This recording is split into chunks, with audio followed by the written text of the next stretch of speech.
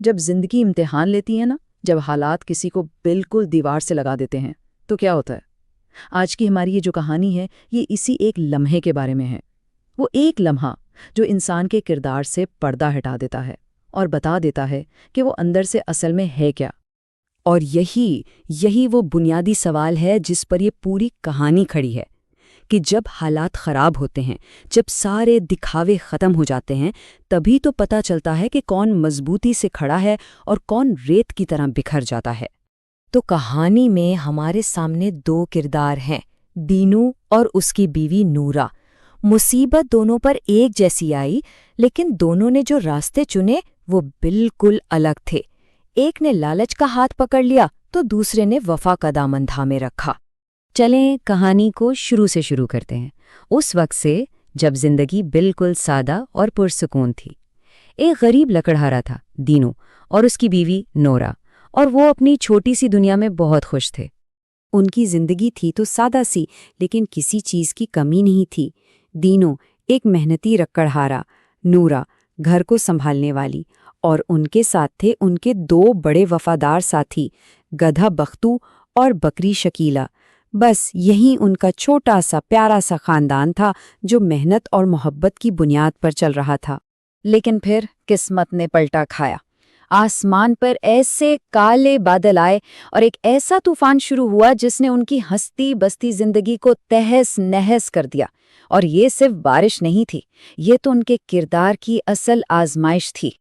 دیکھیں، اس کہانی میں طوفان کا مطلب صرف موسم کی خرابی نہیں ہے۔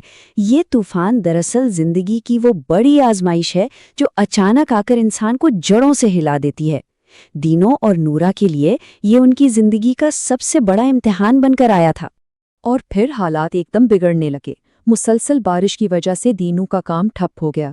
گیلی لکڑیاں اب کسی کام کی نہیں تھیں۔ دیکھتے ہی دیکھتے گھر میں کھانے پینے کا سامان ختم ہو گیا، اور ستم بالائے ستم نورا شدید بیمار پڑ گئی۔ تیز بخار نے اسے توڑ کر رکھ دیا۔ یوں لگ رہا تھا جیسے ہر طرف سے راستے بند ہو گئے ہوں۔ اور بس یہی وہ لمحہ آتا ہے جب دباؤ کے نیچے انسان کا اصلی چہرہ سامنے آتا ہے۔ دینوں کے سامنے ایک فیصلہ تھا، اور اس کے اس ایک فیصلے نے سب کچھ بدل کر رکھ دیا۔ اب ذرا یہاں پر صورتحال کو سمجھیں۔ بیوی شدید بخار میں بستر پر ہے۔ گھر میں کھانے کو کیا ہے؟ صرف آخری روٹی کا ٹکڑا اور تھوڑا سا دودھ۔ دینو نے کیا کیا؟ اس نے ایک نظر اپنی بیمار بیوی پر ڈالی، اور پھر وہ آخری لقمہ اور دودھ خود پی گیا۔ یہ اس کی خود غرضی کا پہلا اور شاید سب سے تکلیف دہ ثبوت تھا۔ اور اس کی یہ حرکت کس نے دیکھی؟ اس کے وفادار گدھے بختو نے۔ اور اس بے زبان جانور کی آنکھوں میں اپنے مالک کے لیے جیسے نفرت اتر آئی۔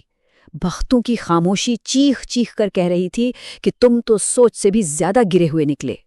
لیکن دینو یہی نہیں رکا۔ مدد ڈھونڈنے کے بجائے اس نے اپنی بیمار بیوی کو اسی حال میں تنہا چھوڑا اور ایک امیر عورت شمشاد بیگم سے شادی کرنے چلا گیا، صرف اپنی عیاشی اور آرام کے لیے۔ اس نے وفا کو، محبت کو دولت کے لیے بیچ دیا۔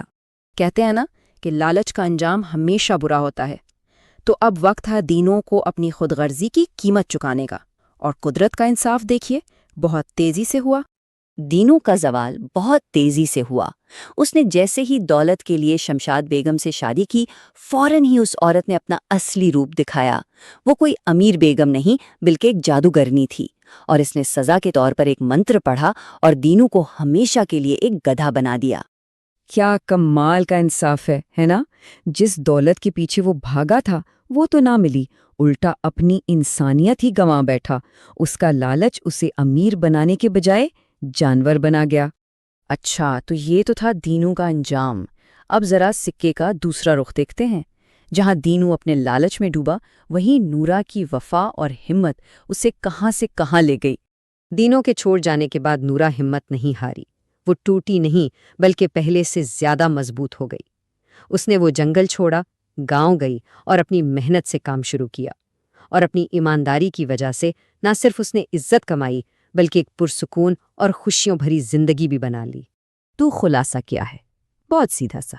ایک طرف دینو جس نے لالچ اور دھوکے کا راستہ لیا اور آخر میں سب کچھ کھو بیٹھا، یہاں تک کہ اپنی انسانیت بھی، اور دوسری طرف نورا جس نے وفا اور محنت کو چنا اور حقیقی خوشی اور سکون حاصل کیا۔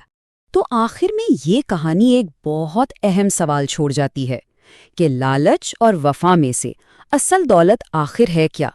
وہ پیسہ جو جیب میں ہے یا وہ کردار جو انسان کے اندر ہے؟